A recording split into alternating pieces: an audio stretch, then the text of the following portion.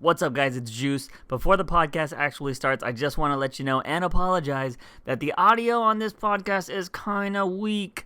My setup is still messed up. I don't know what's happening on my normal PC that I record everything on. So I was using my secondary setup, and I don't know what happened. I'm pretty sure I recorded this whole podcast using the microphone in my laptop. And instead of not giving you a show this week, I still put it out. I tried to make it as good as I could, but it does sound kind of... Hopefully it's not super unbearable, but I did still want to drop a show for you guys this week. So yeah, enjoy if you can. News Weekly!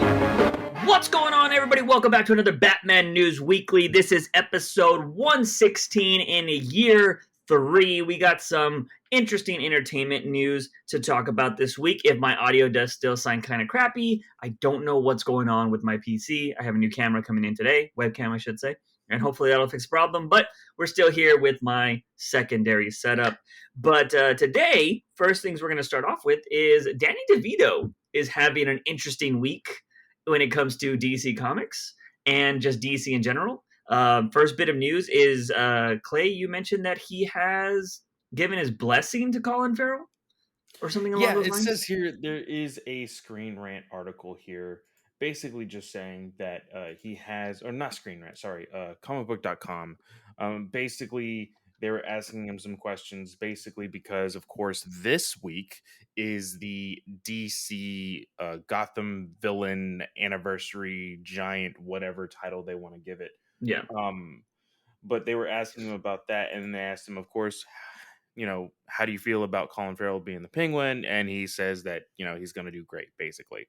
Very it's news, but non-news, because, we all know about the controversy of Jack Nicholson kind of being pissed off at Nolan not choosing him as the Joker in his Nolan trilogy or whatever. But at the same time, he did go to Heath Ledger and was like, hey, I know I probably would have done better than you, but this role is kind of a dark role. Yeah. And we all know how that ended up. Yeah. I'm really surprised. I actually never heard about that with Nicholson. Really? No, never knew that. Because I've always known Nicholson as, like, he hasn't been in shit forever, so I thought he just didn't give a fuck about Hollywood anymore. So I never heard that. Like, he had a little bit of an ego whenever it came to, like, the next Joker on screen. He's like, oh, well, I'm the only Joker kind of attitude. And he did go to Heath Ledger and was like, hey, this is a little bit of a dark role. Be careful what you do with it. So Jack Nicholson killed Heath Ledger. That's essentially right. He saw his performance and then he killed him. Oh my god! He's like, I'm the only one. God damn, revelation. Fuck. But no, yeah, that's interesting. I never heard about that. But yeah, Danny DeVito's a really chill guy. He seems like. So like, I wouldn't think he'd be somebody that would come out and be like, oh no, I'm the only one that could do that. You know what I mean? Yeah, no, I don't think so. He like I only remember Danny DeVito from like his 90s movies. I still haven't seen anything from It's Always Sunny in Philadelphia. I think I've only seen like GIFs and small clips on Twitter. I haven't actually sat down and like actually watched an episode. Apparently people love that series. That series was made, from my understanding, it was made on like a random 30-second to minute pitch that they sent in like on some hotline or some shit at Fox. Yeah. My stepdad told me that too. He was like, hey, you know that this show was only supposed to be like this, like, hey, kind of gimmick thing? And they ended up like, oh shit, let's make this into a series. After the success of the series, they ran that as a public thing. And they were like, this show, Always Sunny in Philadelphia, it was made this way, so send in your pitch. And that was when I was like hardcore into film and stuff. And I was like, oh, what can I do? Can I make something? And I was like, nah, I wasn't able to make anything. But like, I was still like, that was awesome that they were going to look at people's pitches that way. Which is cool because, I mean, that's essentially YouTube nowadays. I mean, people make shit off of YouTube now. Freaking Cobra Kai started off as a YouTube Red series. Wasn't the Mortal Kombat series the same thing? Yes, it was. It was also it started off as a YouTube series before YouTube Red, and then it turned into more of like an established, like, hey, we're gonna print this out into DVD and get funding for it. Yeah. So yeah, I mean, I'm glad that YouTube is an outlet for that, 100%. But yeah, that's cool for Danny DeVito. Another cool thing, which we are going to talk about this later. We're not going to go into depth about the story, but um, Danny DeVito he did write a story. We talked about this on the podcast previously that he was going to write a story for this Villains Annual that was coming up for this anniversary. And I read the title because he said that it's like a love letter to Catwoman about how Penguin was in love with Catwoman in the movie. Like I completely forgot Yeah. about that. Yeah. And so he was writing it as like this was his dream to like, that Penguin is in love with Catwoman and that it's like a love story for that. And so I was like, I'll read it first and then I'll give my opinions. But he apparently went and told Michelle Pfeiffer about it and like was like, hey, I'm gonna write this story. Like, are you cool with that? And which I find very interesting. And apparently she gave him his blessing. Well, I will say this small little tidbits into our review of this book. Uh-huh. I read the entire issue with Yeah. Danny DeVito's narration, like as the So Penguin. I didn't, but I kind of like how when you can like think about it, you're like, how was I reading that? You know what I mean? Yeah. But I mean, we'll get into it later. But yeah, I don't know. I have the thoughts on that whole issue, so I Okay. mean, we'll get Yeah. into it. Yeah. So yeah, I just thought that was very interesting that Danny DeVito, like again, seems like a pretty solid dude. He has no reason to go to Michelle Pfeiffer and tell him like, "Hey, I'm writing a Catwoman story." I would be curious if Michelle Pfeiffer even keeps up with that kind of shit. You know what I mean? Oh, Like, yeah. I doubt it. I doubt yeah. it. And granted, I would love to see her in the Flash if that's one of the hidden people in there. That would be awesome, since we're bringing Keaton back. But yeah, for the most part, Danny DeVito just continuing to seem like he's a badass dude, and so yeah, that was kind of cool. Moving on from that, sticking into the I guess movie news, Batgirl officially filming, correct? Yes, officially. Yeah. So I'm not gonna lie, I thought this thing was filming a long time ago. I don't know why. Like, I don't keep up when things are filming. Like, I just saw an article with oh my god, what is her name that's playing Iris in the Flash movie? Clemens. Uh, I forget her uh, first name, but the actress is playing Iris West. I saw an article with her saying she was like, I didn't believe that it was happening. She was like, oh it yeah, was, yeah. It was like yeah, she's like it was kind of a weird experience because like the way I played it in that movie wasn't really how I decided to play her in this movie. I feel yeah, like she's kind of grown and like talked about the development of it, but she said that it felt very weird. yeah, Um like because it got delayed so many times. yeah. Yeah. And so I kind of just feel like that with movies, especially since we don't go to theaters as much anymore. So it's not like, oh, I can't wait until August. Oh, I can't wait until October. You know what I mean? Like, I know you go to the movies now and stuff, but I don't keep up with that shit anymore. Like, I'm Yeah. literally like, oh shit, Suicide Squad comes out tomorrow. Like, okay. Because the last movie I saw in theaters was fucking My Hero. Yeah. So, I can't even imagine the last blockbuster I saw. Did we go see something? I The don't. last blockbuster Was it still Bloodshot? you can't call that a blockbuster. Yeah, that's true. Um, you could barely call Birds of Prey a blockbuster. So That's the true. last thing we saw was Hobbs and No, Shaw. no, we saw. See, here's the thing. Tenet didn't get the money, but that was a blockbuster film. Okay, yes. So Tenet was the last thing we saw. Yeah. Okay. So yeah, that was very interesting. I saw an article recently, or maybe it was a TikTok, about how Hollywood is starting to like really fuck up audio because they're trying to do too much, and they brought up Nolan's Tenet. Do you remember not being able to hear in that film? Like, I don't remember Yes. that. Yes. I heard everything clearly. So no, the big thing about their audio, and there has been actual discussions, and the only reason why I bring this up is because I'm currently in audio engineering Yeah. school right now, and the conversation came up there. Oh, really? Yes, Like in class? like as a small discussion after class. Oh. So like there was the whole like session or whatever where they record, and then they're like, "Hey, we'll stay on for a couple minutes so anybody can ask us questions." Blah blah blah, and so the idea of going back to the theater came up and they're talking about, oh yeah, the one movie that I did see during the pandemic was Tenet, and there was in fact like parts of this movie that was like I guess the right phrasing is lower in Yeah. decibels Mhm. than the rest of the film. See, I could see that happening because when I edit videos, like right now, I just applied for an editing job and I'm still waiting to hear back on it. But like, I am somebody that has never really used music in the background a lot Hmm. because a lot of people tell me my content is so fast, like you wouldn't even notice the music. Like I'm just like bam, bam, bam, bam, bam, Yeah, or I'm like I'm so energetic, you don't need the music.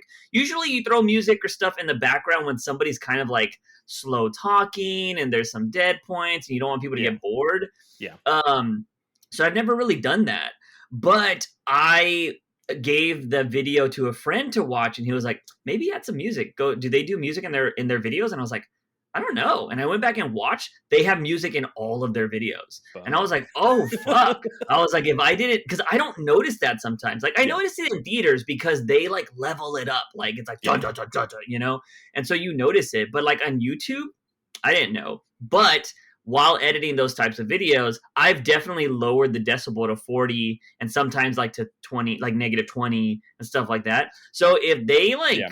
the editor just like accidentally fucked up and lowered it like an extra 10, it makes a huge difference. So Oh yeah, like, one and it's hundred just a percent. line of audio. Like it could literally just be one line of audio that fucked up the whole thing, which Yeah.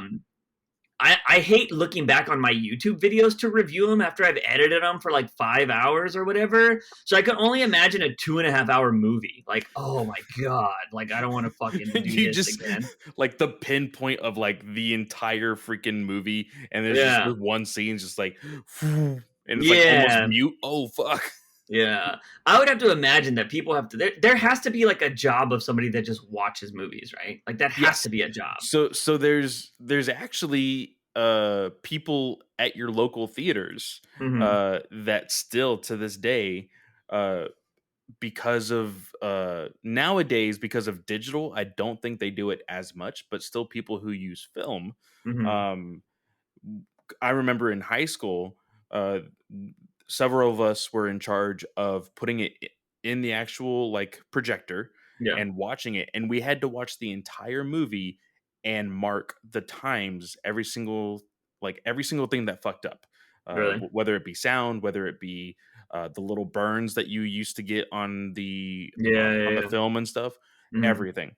As far Interesting. as like the new generation with digital, I don't know if they do it as much, but I think people still like do it just in case. Yeah.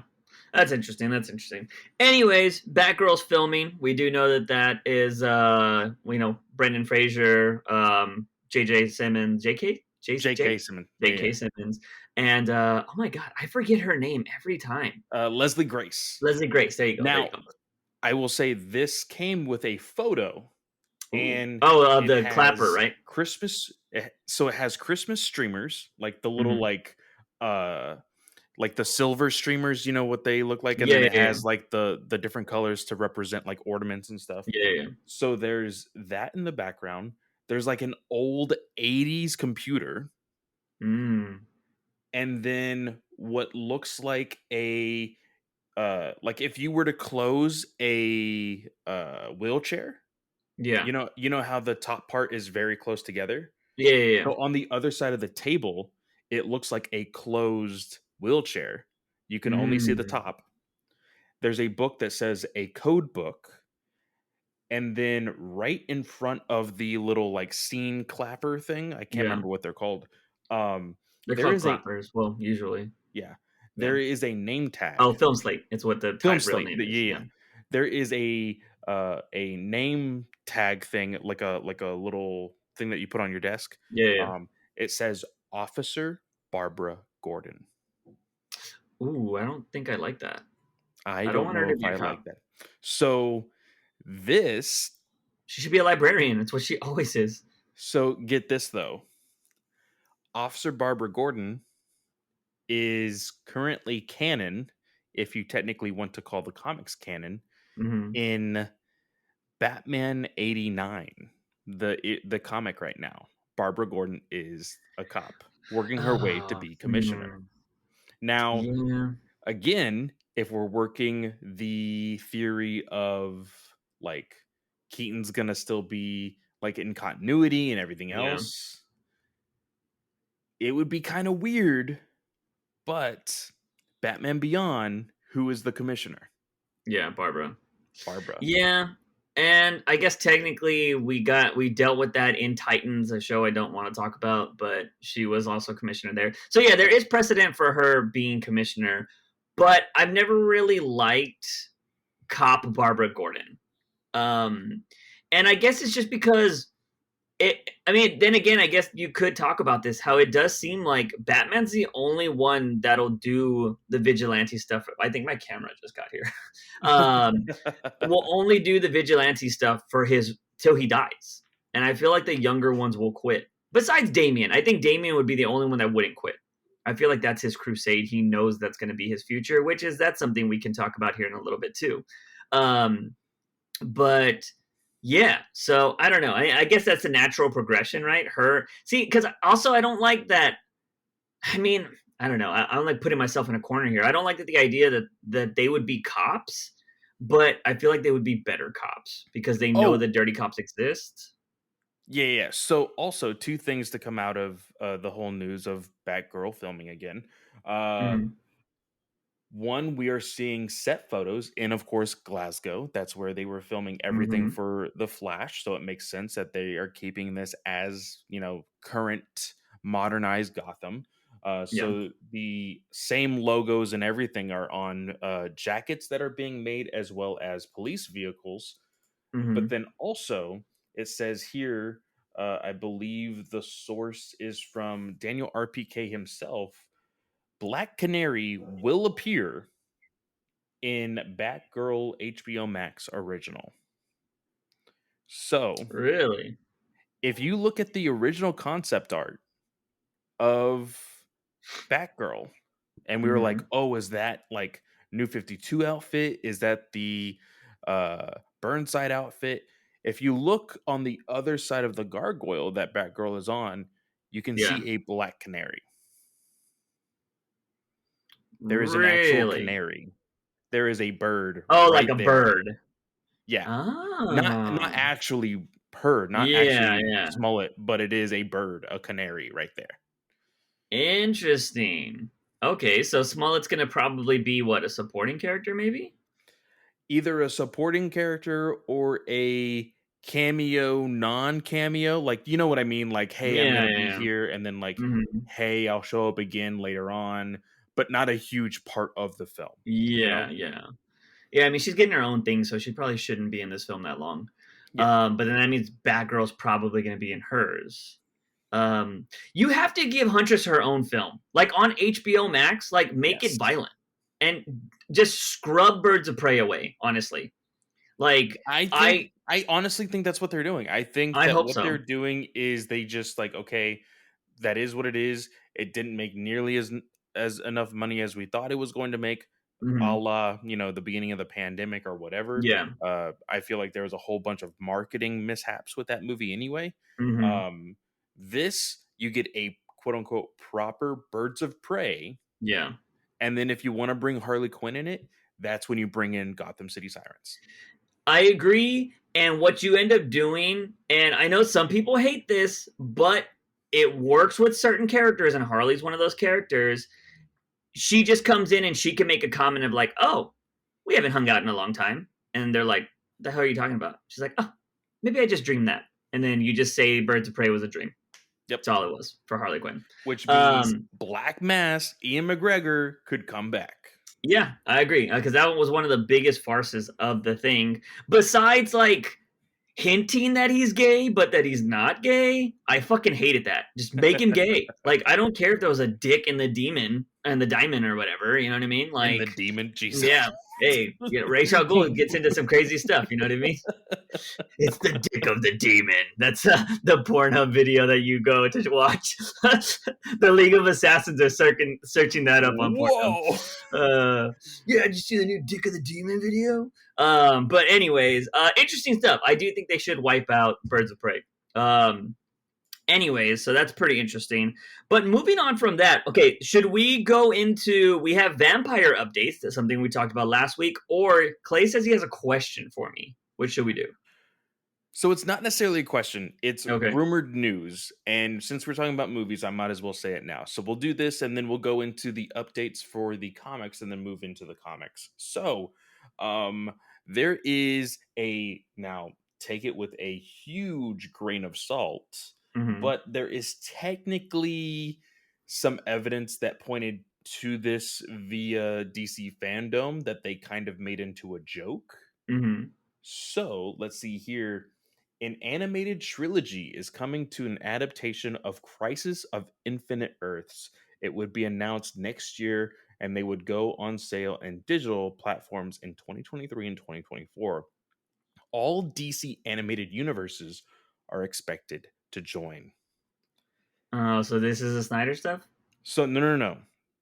If you remember in DC fandom, Uh-huh. I believe it was the host of DC Fandom was talking to Jim Lee, Yeah. and they had like this like weird amalgam Oh, puzzle thing, yeah, I and remember he's that. like, "Oh, actually, what we're gonna do is," and it started to like bleep everything out. Yeah. So this is rumored to be what he was joking about and what he was saying. So it's gonna be an animated version of every universe. It's gonna be an animated version of Justice League the animated series, Justice League Unlimited, Young Justice, every single animated movie that came from all of existence, basically. So Yeah. all the Batman animated movies, all of the Superman animated movies, Red Sun, Yeah. Batman Gaslight, all of the Justice League animated movies that they've made, Yeah. and quite possibly, still rumored, but live action universes going Interesting. into an animated universe and doing Infinite Crisis or Interesting. Crisis on Infinite Earths. Sorry, Yeah. those are two different books. Um, well, I mean, with how cheesy the CW is, I don't see a problem with that now. Because they've done it on Legends, if I'm not mistaken. Didn't they go into a cartoon world for an I episode? never saw that episode. I don't know if they did. After fucking Hugsy or whatever the fuck his name was, Weebo, Zebo, came out, Oh I was yeah, yeah. done. I couldn't Well, watch it after this week, I that. Mhm. think Bebo Mhm. did a Christmas special, Of and course it's he did. animated. Of course he did. But Uh, also, Vixen, the character of Vixen, mhm. actually got introduced to the CW via an animated series. And then Yeah. for a while, The Flash and even Wasn't Arrow. Light Ray as well, or whatever his name was? Yeah. Yeah. And they Yeah. were actually pretty good, like animation. Like it was Yeah. really, really good. Yeah. It was So like if Young Justice, wasn't it? yeah, so Yeah. if they honestly, if they want to do that, if they want to use the Young Justice animators Yeah. and do a Crisis on Infinite Earths, I'm down. Yeah. Yeah, and I'd be down. I mean, uh, I haven't seen Injustice, which everybody says is fucking awful, but They I think don't. Young Justice is awful? Injustice. Oh, Injustice. Yeah. Yeah, no, I Yeah. still haven't seen that, but everybody is saying, like, even the people that I see praise like almost everything are Mhm. they said it's crap. Yeah, I haven't watched it, so I don't know. But then again, like I always feel like the one thing I am behind on is the animated movies. Like I don't ever catch up on those. Like I still haven't even seen the one that ended the series, War Oh or yeah. whatever, like Doomsday or whatever. So that's pretty interesting.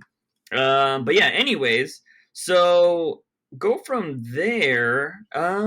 Before we let's do the viewer question before we dive into the vampire update because I feel like that's a bigger topic. Okay, But so the viewer question is from a fellow Discord member, yep. Red Hood. Remember, guys, go check out the Discord. It is going to be in the link in the description down below if you're looking at YouTube or even in the show notes on our podcast feeds. Hmm. So, Red Hood says, just to let y'all know, Ram V actually has one more issue and then his run is over and someone will take over on 39. Is And that true though? Well, keep talking. I mean, I'm gonna check because I don't know. he says, and also I do agree, they need to stop killing Flash all the time. Um, so he says, my question is, what is your favorite story arc in both Scott Snyder's run and Tom King's run? So I V know, does do one more. I just checked. okay. I know mine. What is Mhm. yours? For who? Uh, I'm gonna go Tom King first because Okay. I feel like Snyder is very like all of what like just all around well loved. So let's Yeah. give some love to Tom King. I know And that you like to slob on his knob anyway. yeah, well loved until Batman disappears. Yes, Yeah. yes. Until about issue what 30, I think it is, or Yeah, maybe even like because 40. everybody forgets that was only 52 issues. Yeah, yeah. It was So, very very short. mhm. Well, I mean, it was a year or two It was years 4 technically. years because it It was monthly. It was monthly. Holy shit. That's right. They Yeah. went to bi-weekly with Mhm. Rebirth. That's right. Yeah. Holy crap. Yeah. So in Tom King's run, my favorite arc is Batman Cold Days. When you started reading it. When I started reading. Mhm. That is the one where uh Bruce is actually on the Trial.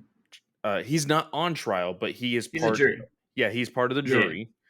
And he talks about like his religion and how he grew up and all of that. Mhm. Like you get to see Nightwing as Batman for a very short amount of time, and it kind of played along, of course, with the idea of Mister Freeze being this like psychopathic killer. That Yeah. of course Snyder and Tynan brought into the New 52 universe. Yeah. So I love that story. And Mhm. it ends with Batman getting his original costume back. Yeah. Yeah. Yeah. That was actually a good arc. Um, I don't know if I have one, to be honest, because the one thing I will say, King, there was like, first of all, the first date issues I absolutely love are the double date issues Yeah. with Superman and And Lois. Lois. Yeah. Those are amazing, and those are the first Clay Man issues, if I'm not mistaken. So Yes, those they were are. awesome. But I don't. I think those were between arcs, so I'm not too sure. Uh, I would probably go with the stuff leading up to the wedding is probably what I enjoyed the most because I think it's called like the Bat and the Burglar or something like that. But to be honest, I really loved the two issues right before they go back to City of Bane, where it's just them on the beach and stuff. I don't know why. Like, I feel like that explored their relationship a lot. I thought that was really. It was. I think that was also Clayman, so it was drawn very well. The coloring on it was amazing, but like, it's very hard for me to pick like an arc in Tom King's run just because I feel like all of it together flowed very well. But yeah, if I had to pick, like, I don't think I have arcs, but I love those two first date ones. That little mini arc, and Hmm. then the stuff right before they go back to City of Bane when they're like together on the beach, and he's just kind of like working through all his shit. Yeah. Um, I kind of really like those, but yeah, I don't think I have a favorite arc there. For Snyder, it's Endgame. Like, it doesn't Endgame start with fucking him fighting the Justice League. The first time I ever read Yeah. that, I was just like, what the fuck? Like, seeing Batman fight the Justice League is something I always wanted to see. Granted, you could see it in like Tower of Babel, but that was more like people using his ideas against the Justice League, not him fighting the Justice League. Yeah. Which, and technically here he doesn't really fight the Justice League either. He's just trying to survive the Justice League. So, but I still like was amazed by that. Like, it was amazing. So that was really cool to see that. But yeah, Endgame, that's just so easy. Like, granted, as much as I talk shit about like seeing too much Joker, at that point I was still super in love with everything that I saw when it came to the Joker. Yeah. So, that was fantastic. But is that Now, yours or? as far as mine, I will say, and I feel like a kind of cop out, but he did such crazy things with it. Hmm. I'm gonna say Court of Owls. Oh And yeah, yeah. the reason why is when I picked up, I think it was issue 4 Hmm. in my local comic shop, which was in a mall at the Is that the time. one that flips? Yes. Yeah. When you had to like move your Yeah. comic Hmm. and actually, because he was in the maze of the Hmm. courts underneath Gotham. Yeah. Like that within itself, like blew my fucking mind. I was like, holy You had to shit. fight for that, right? DC Yeah. didn't want that to happen. Yeah. Yeah. I bet you that's a pain to do though. I mean, Oh, I guess you would have to flip it in the copier. I guess it wouldn't be too bad, actually. I'm just I trying to would like think. to see the process of it, because now Mhm. that is something that, like, I'm not gonna say it's a common trope, Yeah, but, like, you see it more often now for since sure. then. Yeah, It's yeah. like something that, like, people have grabbed and they're like, "Oh, that's so cool. Let me try this whenever I have the chance to do something like it." Yeah, yeah. I mean, it's always the best. Like, it's why nobody can replicate like Mr. Beast on YouTube, right? Like, he's the only one that can do the crazy shit because everybody else is just like, "Meh, it's not as good." Yeah. So, yeah, it's pretty unfortunate. But yeah, no, that was amazing the first time I read that too. I was just like, holy shit, like that is dope. But and sometimes like other people try to do interesting things and they just don't fucking work. And like the whole like flash forward, flash back, flash this, flash that. You know what I mean? It's like, bro, it's too much. Yeah. So yeah, so yeah, I'd have to go Endgame. But again, everything from issue 1 to right before, when him and Joker fall down and he loses his memory, that's all gold in my Yeah. opinion. That is top tier Snyder. I don't think he'll ever reach that peak again. I don't. With his original stuff or anything, I don't think Snyder will ever be that good again because he just hasn't shown it lately. Oh, And yeah. this is the interesting thing because when we're going to talk about Human Target here in a little bit, but the one thing I will say that separates, I think, Tom King from Scott Snyder is when Scott Snyder's writing a story. I don't think you can tell that with Tom King because Tom King, whether you love him or hate him, I feel like you could take every one of his 12 issue series, give them to somebody to read, and they wouldn't necessarily know it's Tom King if you didn't have the names on it and stuff, in my opinion. I will have to disagree to a point. There's some instances where you're like, "Wow, that's a really good story. Who is it Mhm. from?" But then I do feel like Tom King has some Tom King isms in his book Okay. that are very much like, "Oh, this is definitely a Tom King book." You know? Yeah. So I think what I mean by that is like Tom King's a writer to where he actually knows what tone is. I don't feel Yes. like Scott Snyder knows that. And because Scott Snyder's tone for death metal was fucking awful. I still, to this day, I don't care how much he praises himself for it and how Hmm. much he says that was a dream project or whatever BS he wants to roll with. Yeah. I think he phoned that one in. Yeah. 100%. Yeah, I don't think 100%. he. Now, if you look at the original Metal series, That was great. that I think that was a dream project. I think Yeah. that was like a, hey, everything that I put into my New 52 Batman, like, I want to show how much I love Batman. Yeah. And then DC was like, "Hey, do it again." He's like, "Well, Yeah. fuck me. I like that was my story. That's what I got, you know?" Yeah. Yeah. No, that was definitely a cash grab. No matter like I don't know if that's like NDA or you just can't say that kind of stuff, but that was 100% a cash grab, no matter Yeah. how anybody wants to see it. And it was awful. Because I think you could have done something good there, but it was just it at you know what should he shouldn't have never done the 8 issue fucking Batman Who Laughs because Yeah. you give us 8 issues of this guy not being able to get beat by Batman and Superman, and then you have him go super cosmic, mega, insanely godlike, and I'm just like, God, this was awful. Like, And the one thing that he did was, "Oh, you know Barbados, the hmm baddest motherfucker in all of fucking DC universe? Oh yeah, yeah, he's gone like that." yeah, In yeah, Metal, he fucking just like a wave of a fucking hand and Barbados was gone. yeah. Something that his like lover, because he's like super in love with Grant Morrison, isn't he?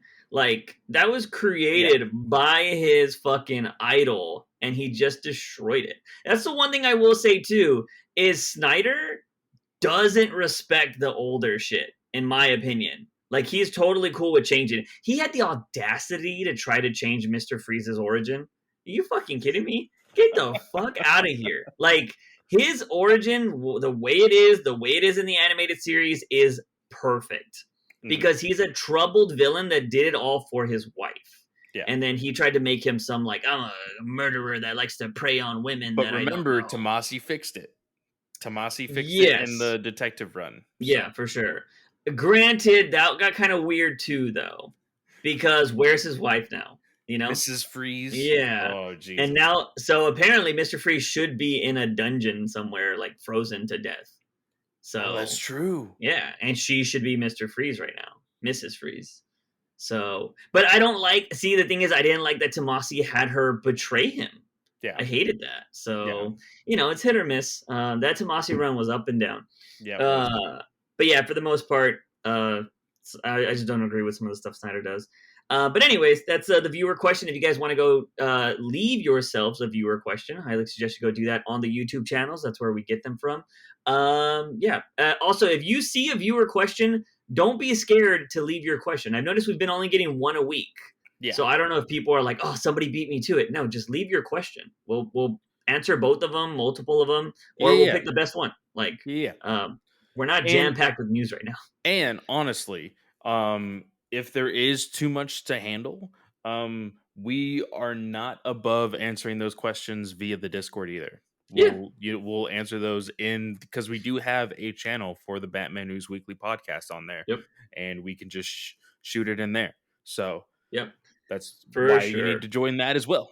So yeah, let's go ahead and jump into the DC versus vampires news that I got from Rosenberg himself. Yes, exclusive, technically, yeah, pretty maybe. much. So I went ahead and I'm pretty sure I said this on the podcast. I was like, you know what? I need to go ahead and see if I can shoot him a message, see what's going on. So I was like, hey, just got done talking about issue 2. We thought it was great. It was awesome. We did have a question though. What's the involvement of Tynan and you in regards to writing? Is it one off, one on? Is it, half and half on each issue? What's going on? And he said this. He said James's pitch was the one that came in via the for the series.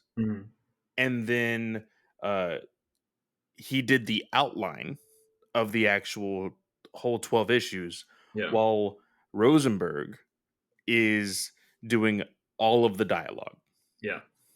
Which answers my question of how the fuck did they get Batman so right in this story, but so wrong in Tynan's Batman run? It's because he's not writing it. Yeah. So I thought that was very intriguing when Clay told me that.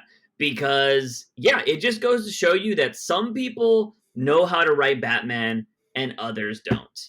Yeah. And the craziest thing about, and we're going to talk about this with, I think, Tynan again, with the Omega issue that I have some qualms with when it comes to how people write Batman. But, like, it blows my mind with Tynan because he's a disciple of Scott Snyder, who wrote one of the best Batman arcs of all time. So, like, I don't get it. I don't know what happened. Yeah. But maybe some people just can't do it. Because I don't think Tom Taylor's a good Batman writer. He's a great writer. But I don't think he knows how to write Batman well. I think that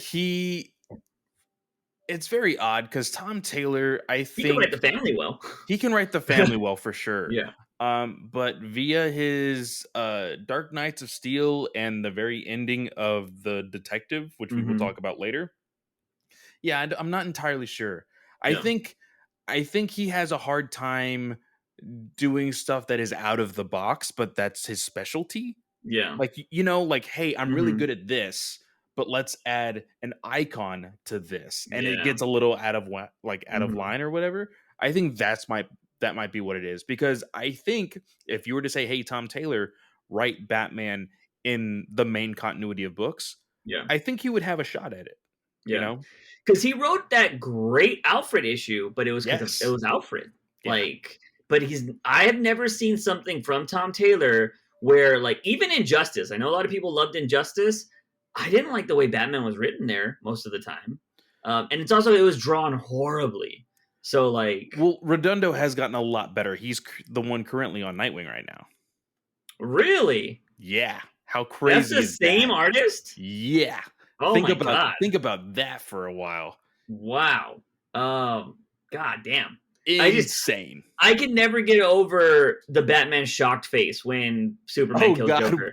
That is the worst panel. That No, is no, no, no, probably. no. There's a worse panel than that. You There's a think worse. so? Yes. So look at In it. Injustice? Yes. Look Oh, on your okay. phone right now. Type in Injustice Batman crying. Let's see. Injustice Batman crime? Yes. I can't spell. Because Keep talking there's a while I do moment. this. There's a moment. I believe it's when spoilers for I don't know how long Injustice has been out. It's either when Nightwing dies or when because I think Alfred eventually You say dies, right? crying? Yes. Oh, okay. I put crime. No, crying. It's gonna be a panel with him and Catwoman. hmm The one with his teeth and he's punching? Yes. Oh, wow. That is pretty bad. This is why you never draw Batman without white eyes. You just don't do it. Like, it looks so bad. You can get away with it in the movies, but no, oh my God, that looks awful. Those are like, I mean, it's not that bad, but I was gonna say it's like a step down between. Yeah, it's so bad. Guy, just go look up Injustice Batman crying if you guys want to see what we're talking about. It's bad. But it's I don't think it's as bad as Deadpool creators Captain America. That's still one of the worst all time The big chest and characters everything. drawn up. Yeah, it's so bad. I think I got blocked by that guy on Twitter when I had Twitter. That guy's so soft. I think I'm still I forget his blocked, name. Yeah, Rob I Liefeld. forgot. I made a joke about feet, something he's heard his whole life, and he just blocked me. I was like, man, whatever. Bendis is still the one that blows my mind. Still You blows my didn't- mind that he blocked you, me. You barely did anything. I know. I was like, what the fuck? And Clay's over here saying all this crazy stuff about him, and he doesn't. Nope, Clay's still not blocked. And I'm like, bro, all I said was real talk. When are you leaving Superman? That's all I said, and I got blocked. And I was just like, well, damn. Someone's got a soft spot. Oh, shit. But anyways, there's But that. more into the conversation Yeah. because I mean, me and Matt talked, and he didn't say that I couldn't say any of this, so I'm going to go ahead and share it. I said I really liked your dialogue with the Bat family. I think that was the biggest highlight of that issue. He said, "Thanks. Yeah, I still have to pinch myself that I get to write all of them in this series." And I said, from the two pages that we got him, I want more of your Green Arrow. I asked him, "Hey, is there anything big after DC versus vampires?" I said, or are we just sticking with Task Force Z for now? I know you can't say specifics, of course. I just been digging your growth at DC. He says between Detective Weekly backups, so starting, I believe, in January, he is going to be doing a backup story on detectives, on Detective Comics. So he has that. Joker Puzzle Box, Task Force Z, and DC versus Vampires. He says that I write the equivalent of 6 issues a month for DC. He says I have stuff coming up, but right now it's just those are my focus. Interesting. Yeah, no, I had no problem with Puzzle Box. We only covered the first issue. I had no problem with it. It did jump around a little bit weird, which is what was the issue, but I think we were fine with dialogue. Yeah.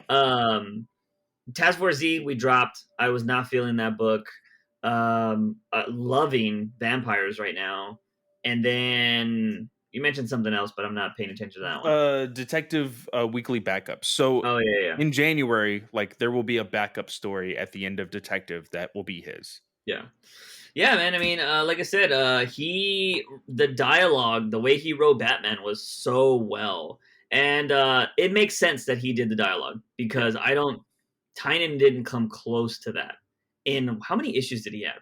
He went from what 86 to 117. Yeah. So not including all the damn spin-offs he had. 96, 106, 16. He had 31 issues. Yeah. Holy shit! He had 31 issues. Yeah, and fuck, wrote Batman well. Maybe one or two of them. He was okay. I had hope at the start. Yeah. I had with the designer arc, I had hope, and then when he revealed it, It was everything else that was kind of iffy, you know, the yeah, whole the hey, we're gonna get a new bat invention every single issue and yeah, like all of that. Like he was going a little campy with it, and I was like, yeah. okay, slow it down, which it did. We were like, okay, cool. But then his introduction to like, oh, it's another Joker story. And it's Yeah, just like, fuck, dude. Like yeah. It was yeah. I think we've said enough of Tynan. So, all right. So let's go and move on to comics. Since we just talked about a bunch of stuff, let's knock out Human Target first. For anybody, if you're new to listening to this podcast and you're like, "Why the hell are you talking about Human Target?" Well, Batman has been mentioned in this story, but it's also I kind of just like to pay homage to Tom King because his writing is essentially the reason we started this podcast because for just some Batman News Weekly lore, first podcast ever had the death of Alfred in it, which came through Tom King's run. So we just like to cover a majority of his stuff on this podcast. And to be honest, a majority of stuff has hinted at Batman before in all of it. A lot of it feels yeah, like it. So, anyways, still kind of relevance. Relevance? Whatever. I can't speak. relevant. There you go. But Human Target, we loved the first issue. Was very intriguing. Yeah. Gives off that definite like detective-y noir film, which we kind of got that with Rorschach recently. But this one feels like I don't know. This is what I mean to Tom King. Like Rorschach felt very dark noir.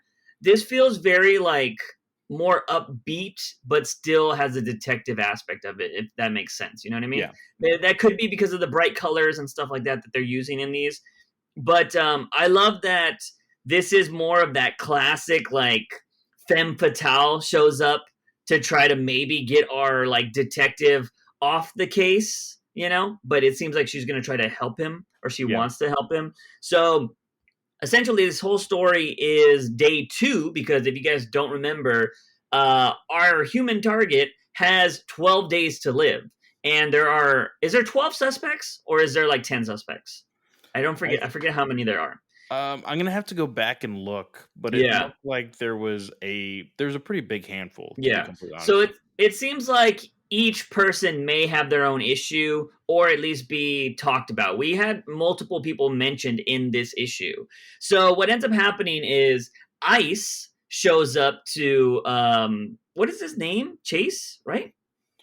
Chase or Yeah, he says it in the very beginning. Um, yeah, I think it's Chase something. I could be wrong. shoot. But she shows up. Oh, Chance. Yeah. Mr. Chance, which is the human target. So Ice shows up and she's like, "What's up, Mr. Chance?" And they kind of have a little discussion. I love that he's talking about how she gives off this aura that makes everything feel colder. Christopher Chance. Christopher Chance, there you go. I love that he talks about how Ice, like, essentially people can't be around her a lot because she can control the temperature. And so she says that, she came up to the office because she didn't want to make anybody cold downstairs. He's like, there was nobody downstairs. She's like, you never know. And I thought that was interesting. They start talking, and she just kind of starts like, he's like, hey, do you want to go somewhere like warmer or something like that? And they essentially get in the car and they drive hours away to a beach. And I'm like, bro, like, if I got 12 days to live, I don't know if I'm driving hours away to go to a beach, but I could be wrong. Then again, we do stupid things for beautiful ladies. So that could be what's happening with our character here. So on this super long car ride, she doesn't bring up the whole poison, but she knows about it because they mention it in his office. She Yeah. doesn't bring it up, but she tells him her whole life story that she was at the start this like princess type character from like the Antarctic kind of place, and she's an ambassador and that's why she joins the Justice League International, all this fluff story, only to find out that she was a metahuman. Yeah, And she lied about her life story. He says yeah, here, he says, so or at least that's what she thought until a few years back when she found out that her life, like the best of fairy tales, was all made up. And then yeah, you see her real story was a metahuman. Her parents were like, "What the fuck?" Yeah. So they like tried to hide her. She was found out, and I believe From it her was grandfather. her grandfather was like, "She's an abomination," Yeah. and in the hopes of only stopping him, Hmm. she accidentally froze and killed both her grandfather and her father. Yeah. Yeah, so I thought that was really interesting. And what I loved here is for a majority of this issue, you are just learning about ice, and Yeah. that's it. And then um we get the detective aspect here, which is really cool because they're having dinner on just like some random little beach restaurant. If you guys have never been to a beach before, there's a plenty of these things on the beach, like just these chill little shack kind of restaurants. Usually have things outside, and sometimes there's not a lot of people, especially during the week. So they're just sitting out there all by themselves, and he's saying like, if she wanted to, she could kill me right now, essentially, and nobody would know because she could essentially lower his body temperature so low that he would die, and it looks like he would just slump over, and Without nobody. even touching him, because that was the Yeah, big point of the beginning where it's like, "Oh, well, sometimes if I'm frustrated or whatever, the room just starts getting colder, yeah, without my control," which is why they left in the first place. Here, he's like, "Oh, I'm starting to feel colder," meaning she's starting to feel uncomfortable, she's getting yeah, angry, whatever she is feeling. yeah. It gets a little intense. Yeah, and she does that because he knows what she's doing. He's like, so let me get this straight. And he essentially tells her, like, you're telling me all this because you're trying to protect somebody. Like that's the gist of it. And he's like, you're throwing me off, you're doing all this kind of stuff. And he was because you know that you want to throw like suspicion away from somebody, which is he was I have to ask if you're ice, where's fire? Because that's like fire and ice. Like Yeah. they're a pair, not necessarily together, No. because it seems like she was dating Guy Gardner, is what she Mhm. says in here. Yeah. So, but they have like a bond Yeah. that like it could be like a sisterly bond, if anything. So she was like, I know fire wouldn't do this, but because I've heard her say something before about killing Lex Luthor, I want you to know that she would never do something like this. And the reason why she would kill Lex Luthor is because Lex Luthor made a pact with a super planetary person called Overlord, right? I think is his Yeah. name, Yeah. Overmaster or something like that. Um, and he called Overmaster him, is the name, yeah. yeah, he called him through like a Galaxy cell phone service or some bullshit. And he's like, hey, help me destroy the Earth, kill Superman for me, and I'll let you destroy the Earth. And that ended up killing Ice somehow, and then she was resurrected. And Yeah. so there's people. This is setting up the state. This is setting up the precedent that there are people that do want to kill Lex Luthor because they hurt Ice. Yeah. And so this starts piling up suspects, which I think is really cool. And so she's like, I can help you on this case. Like anything you need to know, if you need to get close to somebody, if you need to do something, I'll do anything to help you. But I just need to prove to you that it's not fire. And so at first, because I know obviously Tom King doesn't just give away his stories like this. So Mhm. it does seem like Ice is really trying to, like, it's not fire, which kind of gives a hint at, was it Ice? Maybe it's Like, ice, you know? but then also you have to throw in the fact that if anybody has read the old school Justice League International, Justice League Detroit, Hmm. or even Green Lantern, Guy Gardner is a hothead. Yeah. And they mentioned it here. He was super pissed when he found all of this out because he's the one that found out about Overmaster. He Yeah. broke into the archives in Oa with the Hmm. Guardians, found out what happened, and he's like, Ice, you need to know this. Like, the reason why you died was because of Lex Luthor, Yeah. basically. Yeah. And like, you can't throw out the fact that they once dated, and he always shows some sort of feelings towards Ice. So Yeah. maybe it's him, Yeah. you know? Yeah. And I think Tom King's doing this masterfully where everyone's a suspect. And that's how Yeah. you make a good crime drama, right? Clue. Like Yeah. Clue. It's classic Clue. But it's still good. And you're like, okay, you're learning more about these characters. You're seeing why they might want to kill Lex Luthor. It's very intriguing. So something that happens throughout the issue is we know that he's dying from poison, this magical, you're going to die in 12 days poison. And he drinks, obviously, typical detective thing, drinks alcohol to kind of like make it go away. And they went out for a swim because Ice is like, you know what? I never go in water. She was like, and I want to do that. So they go get bathing suits. They go for a swim. She keeps telling him, like, do you need me to build you an island? Like, he's like, I'm good, I'm good. But he's getting weaker and weaker. And he starts coughing. He feels like he's going to drown. This is when they kiss, and she like sends a coldness through his body. And he's all like, I feel great. Like he's like with that kiss, like everything went away. Yeah. And so it's kind of like setting up maybe like a love interest for this whole series. So we did know the pizza guy that is not Italian, which they make that really apparent at the start of the thing, mentions there are some women you can't say no to. Yeah. And so we get that at the end of this issue where he's like, it's a stupid mistake for me to have her on this case because she's a suspect. But like, I think was his name Gino, or I forget what his name was. He calls him Luigi. Luigi. He's like Luigi said, there are some girls you don't say no to. Yeah. And that's kind of how it ends, right? And the interesting thing here is it ends with that, but the final page is, it says DC Comics presents The Human Target. Tom King loves to do the DC Presents stuff, especially if you can put it in there. The ending kind of got me like thrown off though, because he is like kind of talking about her saying, I just don't understand it. Like, this is the final page, but it seems like this should have been at the start, right? No, I think that this is Because he's great. talking to somebody, right? No, he's not. He is narrating, just like this entire book, he narrates the entire thing like a detective would in a classic noir movie. Yeah, there you go. Yeah. So what he's doing is he's saying, oh, like, she thought that she was talking to Dr. Midnight. Yeah. Because remember how she said, oh, well, I talked to Dr. Midnight. I know your situation. Mm-hmm. It was never Dr. Midnight. It was him. Wait. Really? He set everything up.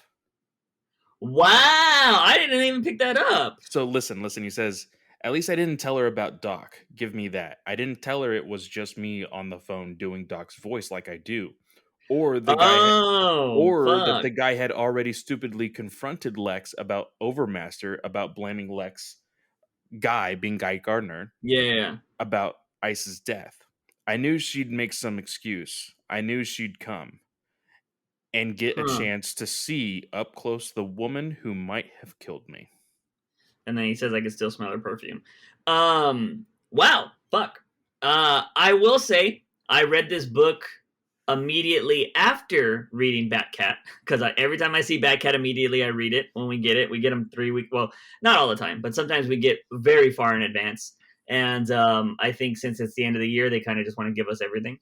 So I read Batcat, so I was on that, and then I was like, oh fuck, I got to read these. All these issues are way too long, in my opinion. These anniversaries. So I was like, I was blazing through these. Anniversaries usually, for some reason, they're like, hey, we need to add the additional $1. Yeah. So we need to make it worth it. And then they add an extra 10 to 15 pages. Yeah. So, yeah, I totally missed that. I'm usually the one that has to call these things out for Clay. He's been helping me on this one.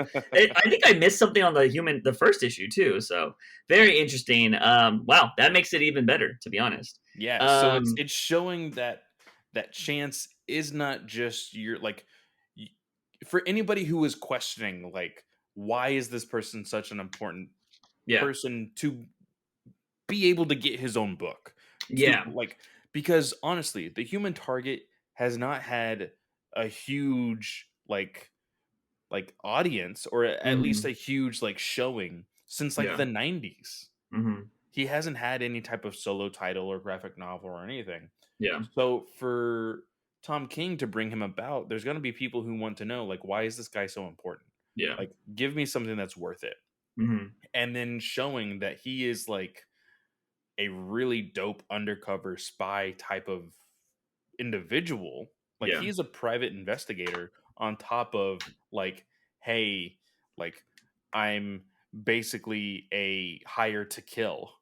You know what, that actually, you saying that it's spy makes a lot more sense, because I would say Rorschach gave off the detective noir vibe. This gives off more of a James Bond spy vibe.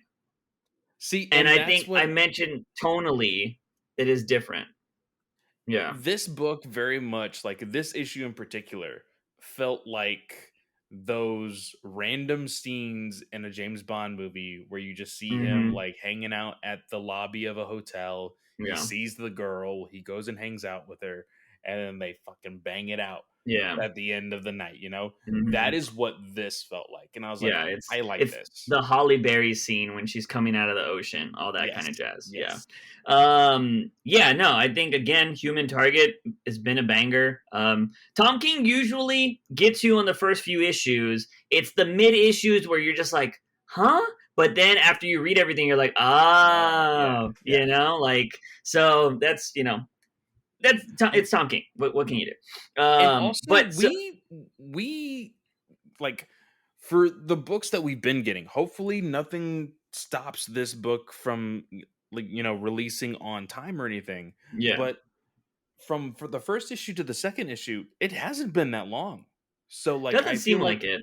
I feel like the first one was kind of fresh on my mind. I knew where everything was going on. The Yeah, referencing to the past issues, like the whole Dr. Midnight and everything. I felt like, okay, everything makes sense now. And yeah. as long as we can keep that momentum, I think knowing how Tom King writes, I can keep that in mind and be like, okay, I can keep this. And of course, it'll be that 11th issue that's like, what the fuck? Yeah, yeah, But for sure. hopefully everything still, stays on schedule. Yeah, I don't think Tom King's had because even Rorschach got delayed, and he boasted about how they were 6 issues deep already, like Yeah. drawn, and it still got delayed. So very curious. We'll see how that goes. So yeah, there was a lot of annual. There was literally 7 books we could cover this week, y'all. We're only covering 4. Am Okay, I wrong? one thing real quick before we move on, because I think you should go ahead and know. Uh huh. Um, Mitch Gerards the other Mm-hmm. day posted a picture, and I just want to bring it up here. He says, "Shoot, where is it? Where is it? Is it on his Real, Twitter? it may have been on his Twitter. Oh, right here, I Mm-hmm. got it on his.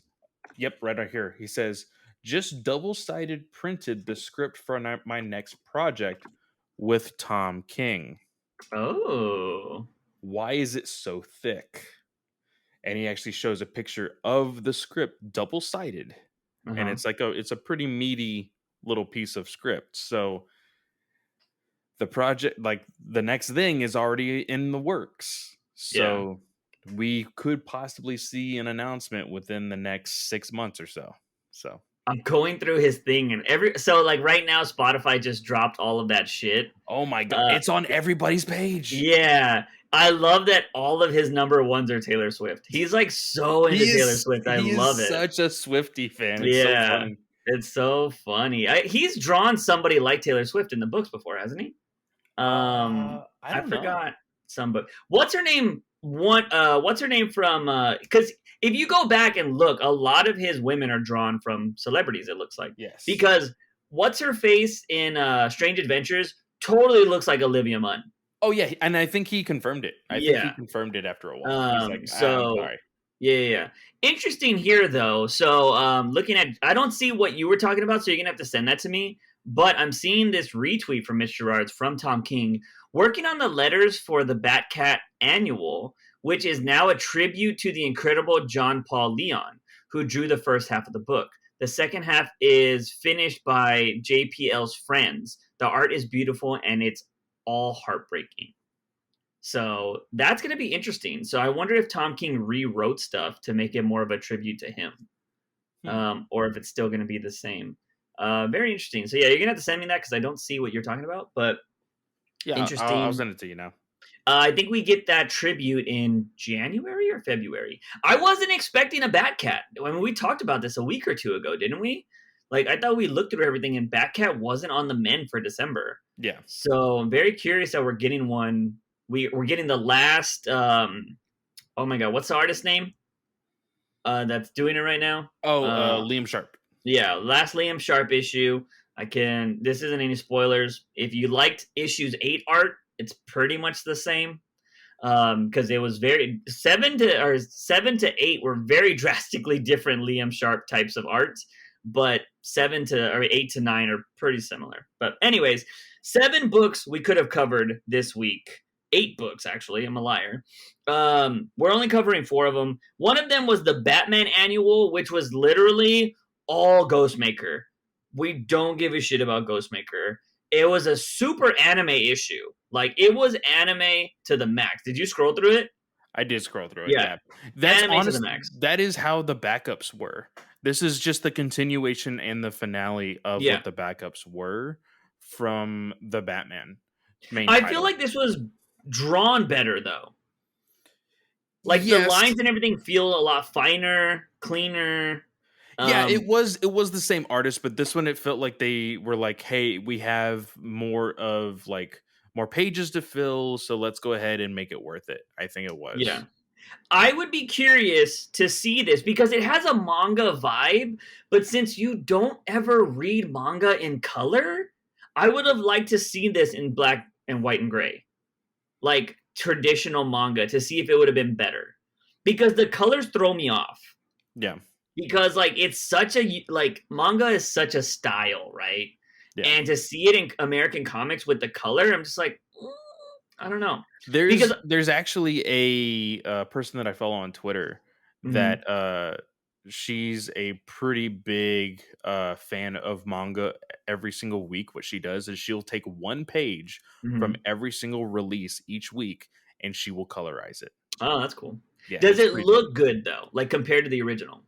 I think so. I'll share one without like showing like super spoilers or anything with stuff that you are watching via anime, but I'll share one with you. Cool. Yeah, put it in the Discord. So yeah, I thought that was pretty interesting. But yeah, so there was the Batman Annual, then there was Nightwing. Nightwing got a lot of play this week. He pops up in a lot of different issues. But Nightwing and Red Hood had an annual together, which was the Nightwing Annual. Then there was the Batman Detective Annual with also Nightwing. Did you read these at all? I skimmed them. They didn't seem interesting. I did not read any of those. Okay.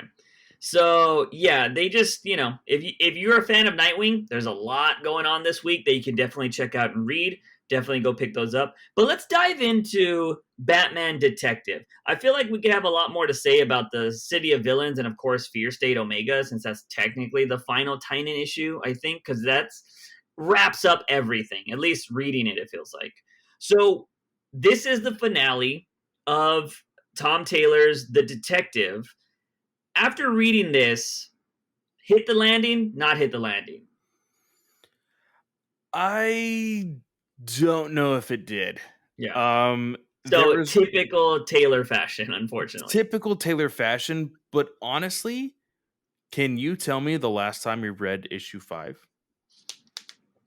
No, because I want to say that I started disliking this book at issue 2. This book felt so delayed that I don't necessarily I don't remember what happened in the last issue. I honestly don't. I think the last issue we found out who Equilibrium was. That's right, and it was like a whole big thing with that whole storyline. Yeah. So here, I kind of like what they were trying to do with Squire. Yeah, that was cool. I did enjoy that, and like the whole meaning behind like having her team up with Batman. Yeah. But I don't know if I necessarily like. For one, Batman rams his fucking Batmobile into one villain, and you don't necessarily see that villain again. Yeah, this was you just have to assume this is Gotham or Arkham City, that everybody just bounces off the Batmobile. That's what you have to do, all right? Nobody dies when Batman hits them with the Batmobile. They just bounce off. Shit. So that's kind of what you have to do here. Yeah. So here's the thing. Tom Taylor always has, I will say, majority of the time, has great ideas. And majority of the time, he executes the idea all the way through. But this particular thing, he just doesn't, like, the idea is good, but the execution is not. And so with this particular story, the whole concept is a villain is going after Batman's the people Batman has saved, because one time Batman saved somebody and it ended up getting the family of this villain murdered or killed because I think it was a drunk Yeah. driver and it was somebody that Batman saved. That is why she's coming after Batman. And so she thinks anybody, this is actually kind of ties into Tom King's run with the whole like, if you don't save the little girl and she turns out to be Hitler, like, you know, are Yeah. you at fault? So it's the same kind of situation here. And we hear I think it's Knight say like, you know, because we find out that Squire was actually somebody from the group's past, like something her mom got arrested, you know, because we didn't take somebody out or whatever. Yeah. And so she's like, you know, do you not just think about the consequences? Like the things we do have consequences. Like we might save the world, but you know, the people that die still have to live in this world, or the people that they leave people behind. You know what I mean? So they took in Squire. And so I really like that concept of like, yeah, like we have consequences. Like Superman saves hundreds and thousands of people a year, but people still die, you know? Like cuz Yeah. alien invasions come in and they blow up cities and he can't be there all the time. So people still die even though Superman is this amazing character. And it's that kind of interesting stuff where you know, random question. Do you think that weighs more on Batman or more on Superman?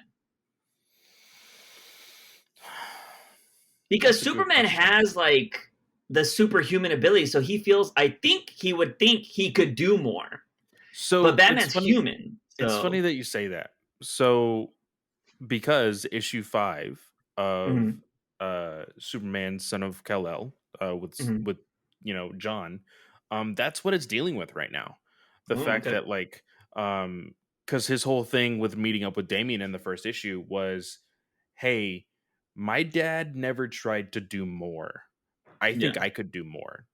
And I saw that, me personally said, I like that because there's consequences in that. Yeah. Because if you think you're the key to everything, Mhm. what if you fuck up? What's going to Yeah. happen then? And what to what point do you get to judge what is right and Mhm. wrong? You know? Yeah. So I like the idea. And I think Tom Taylor is playing a little bit with that. But what ended up happening last issue in issue 5, Superman, That was a Kiss John, issue, right? yeah, it was the Kiss issue, but Yeah. before that, what ended up happening is he got blasted with like this cannon that is like super concentrated sunlight. Mhm. And so it basically superpowered him. Mhm. And he's like, I can hear and see everything. Now is the perfect time to save the world. And he went around the world doing everything that he possibly could, Yeah. and it wore him out to the point where he was starting to get weak. Mm. It Interesting. was it almost like same thing that the sun does for us. It literally, like the UV rays literally kills like skin cells. Yeah. It was basically starting to do the same thing to him Mhm. on a molecular level for his powers. Mm. And so his now boyfriend was like, hey, I know you're Superman, but you need to take rests too. Yeah. And so, like, Superman was upset for the fact that, like, hey, why'd you let me sleep? I slept for like a full 8 hours. That's crazy. He's like, yeah, Mhm. but your mental health and your body are important as well. So, like, it does kind of play with the morality of things. Like, Yeah. yeah, he does have the power to do everything. And same thing for Batman. Batman, in a weird non way, is an empath, meaning like Batman will put the weight of the world on his shoulders, Mhm. sometimes for no fucking reason, just Yeah. for the fact that, like, oh, I'm Batman, I should be able to save the world sometimes. Mhm. And we've seen it a lot in the animated TV shows, a lot in comics, where he feels like he is responsible for not doing a lot of things to help the world. Yeah. But it is a I could see there being a really good debate on who it impacts the most, Yeah. you know? Yeah, I think it's very interesting because Superman, I feel like he feels obligated because he came from another planet, he was raised by, good parents and stuff like that. So he feels obligated to help because he is something that is not of this world. He can do so much more. Whereas Batman, it's his life. Like, it's his life to never make somebody, it's his crusade, as he would say, to never make somebody go through what he went through. You know what I mean? And the world Yeah. is going through that every single day. So, like, yeah, it's one thing to see like this is my calling, and one thing to say like I feel obligated. It's Hmm. very different. So interesting. Not saying that Superman doesn't see that as his calling, but like it's the idea of like billionaires, right? Like, you have so much money, you could fix so many things. Why don't you? You know what I Yeah. mean? Um, so yeah. Anyways, back to this thing. The one thing, back to this issue. The one thing I will say that was very anticlimactic, and I feel like this happens a lot in Tom Taylor books, is he sets up this big catastrophic thing, and it usually is over in like a page or two.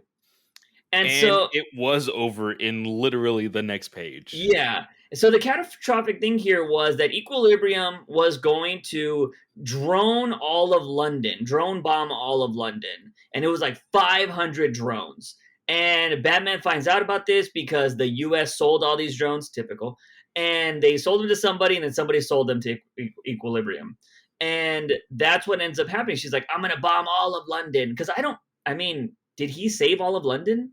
That was Yeah. made at some point, right? Like, Yeah. I don't remember why he saved or how he saved all of London, but he It did. was a bomb. It was like a bomb that was supposed to go off, and that Mhm. is how he bumped into Descartes again. Mm. Because remember, the guy was dead, and he's Yeah. like, "Hey, I know what this looks like, Batman, but I didn't do this. I did this for the greater good." Blah blah blah blah blah. Yeah, yeah. And that was when like Batman was again gonna try to like freaking arrest him and all of that. Yeah. So, yeah, we have this crazy shot of all these drones coming in, and everybody's like, it's gonna be over, Batman. London is over. You're gonna die. And he's all like, no, they were programmed. Like, oh, can we stop it? And they're like, no, they're programmed to do it. And he's like, yeah, but then they were reprogrammed. And we get a shot of wheelchair Oracle. So it looks like in this timeline, she's either like, we could actually say this is still continuity, because we do know that Barbara has a chip in her spine that is not 100%. There have been issues that she's lost it. If Yeah, I'm not mistaken, she fucking lost it during the Joker War, which we were super pissed about because yeah. it was the stupidest way they ever did it. So it could just be that the technology is out and she's just cool with being in the chair. Um, but I would think things would get better over time, so that's kind of weird. Yeah. But I'm just going to assume that we have wheelchair Oracle here, and then we have older Nightwing. So Nightwing's still here because we were curious, and this is the one thing I don't like when we get these future stories, is a lot of people don't talk about the family. Hmm. And like, we never get a future Damian. Like, where is he all the time? And I'm talking about when Batman's the focal point. We never get a future Damian or a future Tim Drake. We always get Nightwing and Barbara because they're always the police commissioner, or if you're Frank Miller went crazy and started eating people or whatever the fuck that Nightwing did. Yeah. You know what I mean? So, but we never get the other kids. And that's kind of what I would like to do. But yeah, so Oracle reprogrammed all the drones. Nobody dies. Descartes is like, I'm going to take care of my problem. He's going to kill Equilibrium. Batman stops it, and Equilibrium's like, you just saved me. So Well, no, now, no. So before we get there, I just want to say the best way Tom Taylor should have introduced Barbara as like the secret thing to stop everything Mhm. was make it go a little bit longer, thinking like, oh shit, these drones are really gonna destroy like freaking Yeah, London. What are we gonna do? And then have like these pairs of hands typing on this keyboard with a green glow. yeah, And then we as fans are like, oh fuck, is that Oracle? Oh shit. And yeah, then have the reveal. I think that would have been a little bit better instead of just being like, Batman was like, oh, you see all these drones? You're gonna kill London. But guess what? I reprogrammed them. Like literally all in the same page or in the same breath, basically. yeah, It was a little anticlimactic. But the what I think is the funniest thing ever is after Batman saves Equilibrium, Squire's like, hold up, hold up, hold up. Like, why are you trying to like kill Batman when Batman just saved you? And I'm Yeah. like, Squire, you know what this person's gonna do. Why Yeah. would you say that? So she straight And up is then like, oh, you're right. He did save me.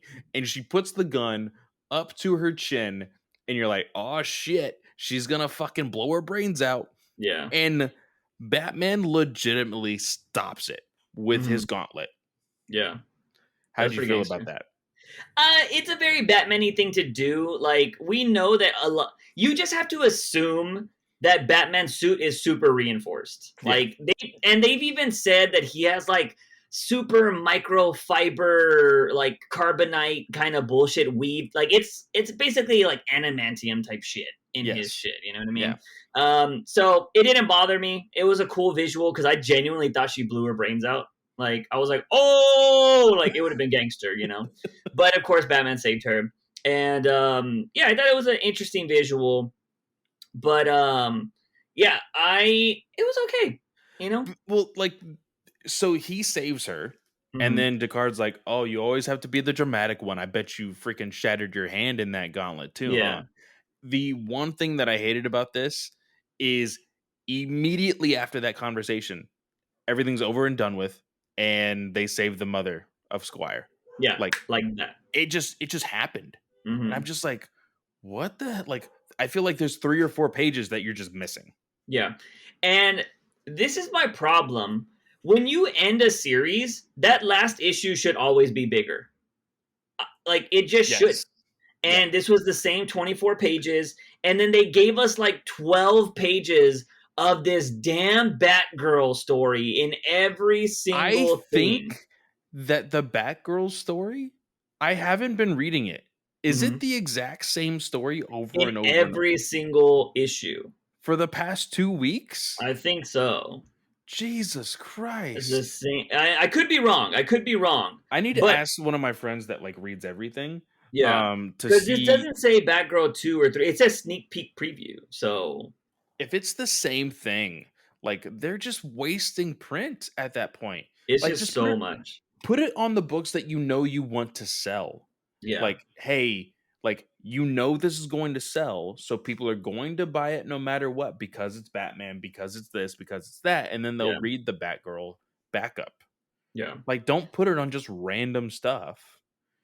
Yeah, it's pretty weird. Again, like it's just so hard to follow that crap. Like, why would I even start reading it? You know what I mean? It started months ago, Yeah. so it's just why would I do this? You know what I mean? I might as well just wait for a hardcover, like you know what I mean, like a trade, because there's no point in me trying to go back and find every single issue and try to read all that shit together. But anyways, I wasn't a big fan of the detective. I was expecting more, you know, because they made a big deal about it, like, oh, he's going back to like, you know, kind of like Frank Miller type, you know, this is Yeah. going to be his Frank Miller story and blah blah blah and all that kind of stuff. Well, And it was originally supposed to be titled The Dark Knight Returns.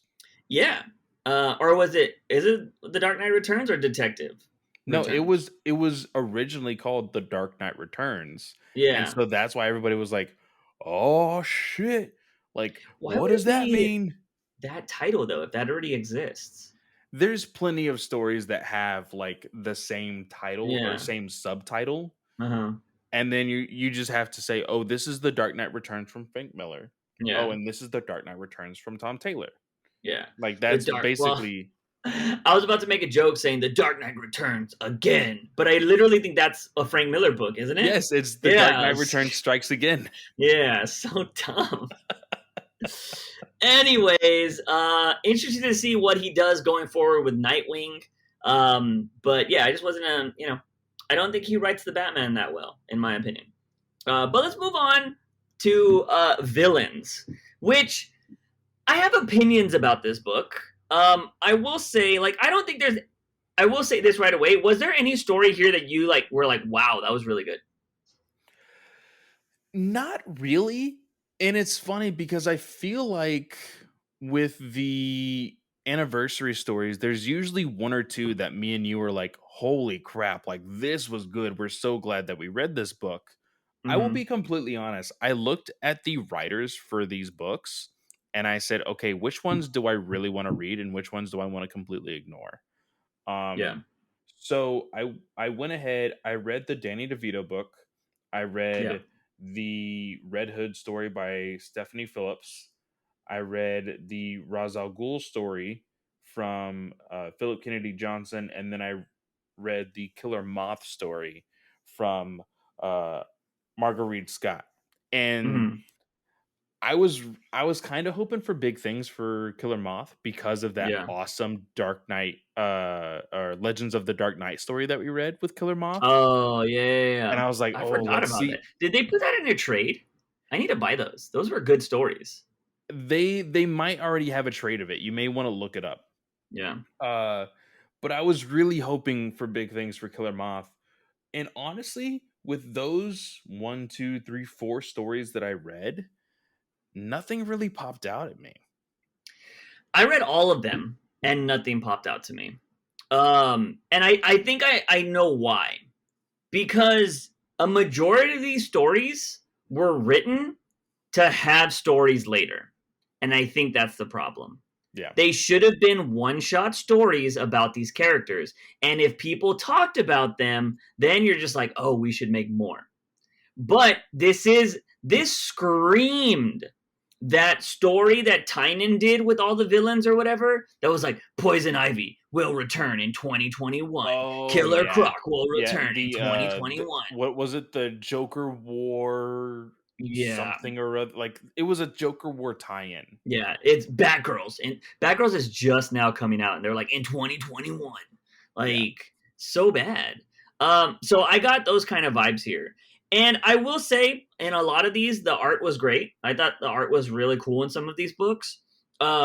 I thought the fear, like the concept of the Scarecrow one, was interesting. Like him just talking about fear and all that kind of jazz, and trying to like make Nightwing their main hero or something like that. But Mhm. I don't know. I didn't feel like any of them. I didn't leave any of these stories being like, wow. The Penguin Catwoman one was awkward for me because It I'm was like, weird. And yeah, I commend Danny DeVito for wanting to write a penguin story. I think that is very clever. Um, but the only good thing about this book was the art. yeah, To be honest, I hate to say that, but like turning the page and just seeing Penguin and Catwoman making out, and then I'm like, yeah, oh, okay, is this like yeah. a fantasy Beautifully thing that drawn. I thought it was going to be a fantasy thing that That's would what I wanted it eventually to be. that would eventually like you see Batman just come in and fuck his whole day up, and then Yeah, like that's when he like you will rule the day, kind of thing. yeah. But It would have been better like that. So it should have been like, it's they're living in holy matrimony, and then you turn the page and Catwoman's punching the shit out of him, and he's like knocked out, and then she kisses Batman at the end. So it gives you that vibe of like the little guy never wins. yeah, That would have been very different because like villains can have emotions, people. Like it's totally cool. That's what makes, again, freaking Mr. Freeze one of the best Batman villains because of his story. Like yeah, he's fighting for his wife. Like he's doing it for love, but he's doing everything wrong. yeah. And so Penguin, who is like, I hate to say it, but he is the manga's like fat ugly bastard. You know what I mean? Like Hmm. they have that in manga. Like it's a big trope.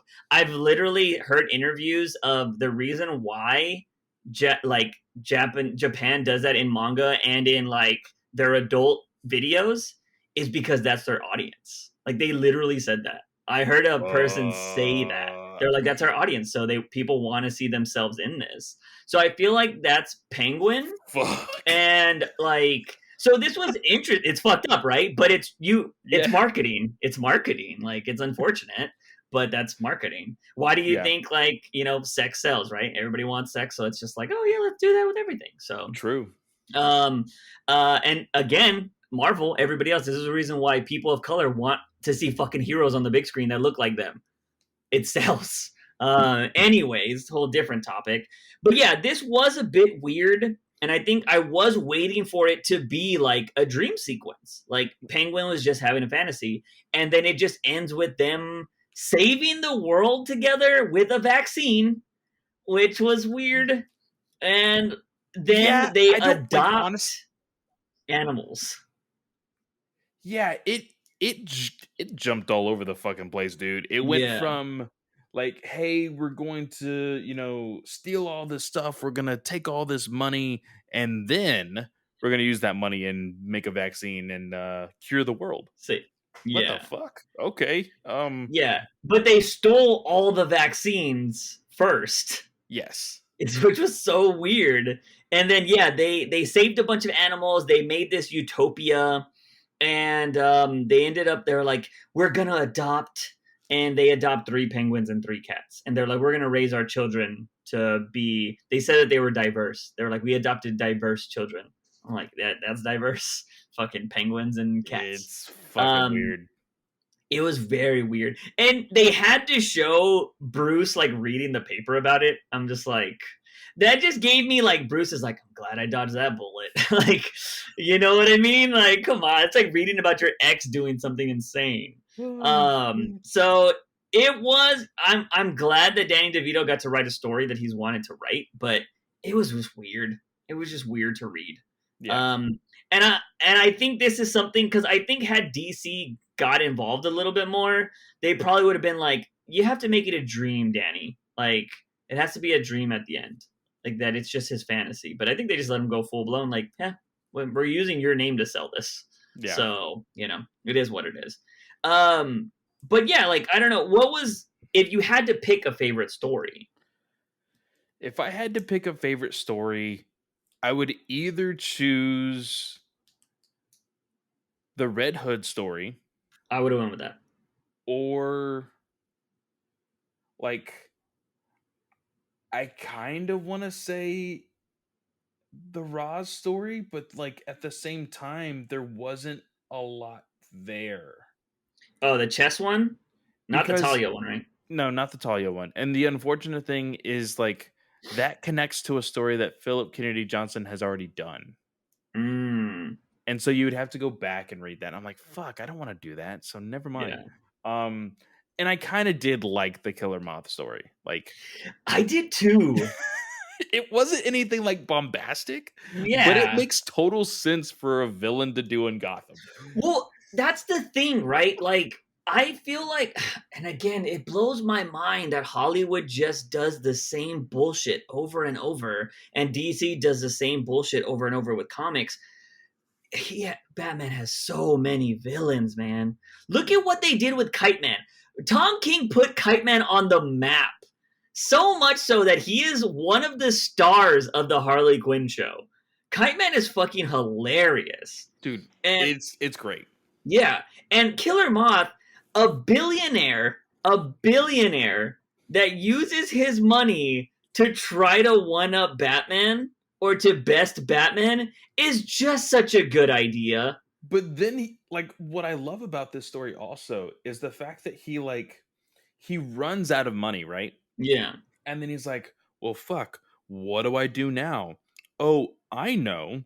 I will piggyback off of every fucking crime, and while they take the millions, I'll take the thousands. Yeah.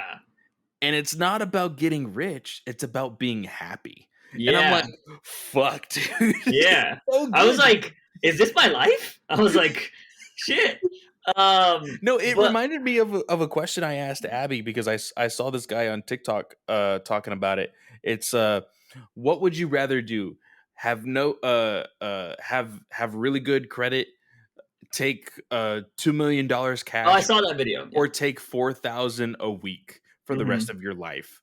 Yeah. And I told Abby, I was like, I take 4,000 a week for the rest of my life. And Same. then Abby was like, I would take the 2 million cash and go. And I'm like, no. She's like, but what if I invest it? And I was like, yeah, but do you know how long it's going to take for you to invest that?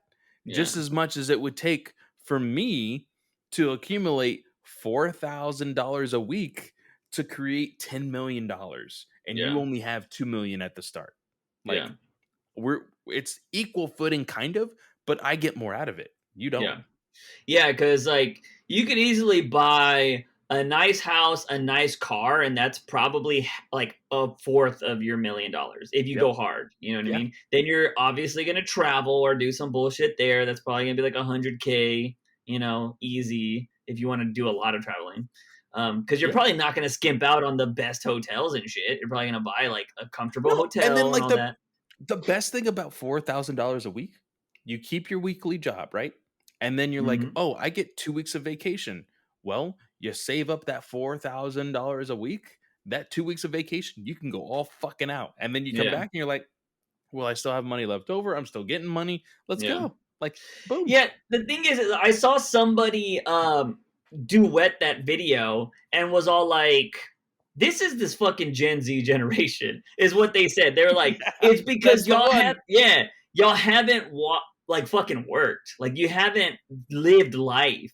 He was all because $4,000 for the rest of your life every week is huge, Fuck yeah. and he was all 2 million. Yeah, it's nice. Like how many how many people would genuinely take the money and invest it? I know so many people that know nothing about the stock market. I just got into it 2 or 3 years ago.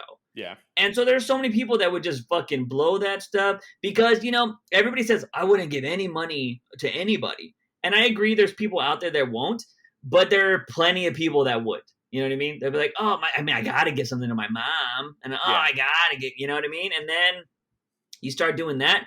And it's not until you have money that you realize how fast money goes. Fuck, dude. It And goes that's the so thing. fast. I have this big ass Batman statue over here. I know how fast money goes, all right? Because when you have more money, you get the option to buy better things. Yeah. And you don't need to buy those things, but you're like, I have the option to do it. And so if you have $2 million, I've never been able to buy a Ferrari, but now I can. Yeah. You know what I mean? And that's how like all these NFL stars and NBA stars blow all their money. And so yeah, pretty interesting. So I thought that was a great story.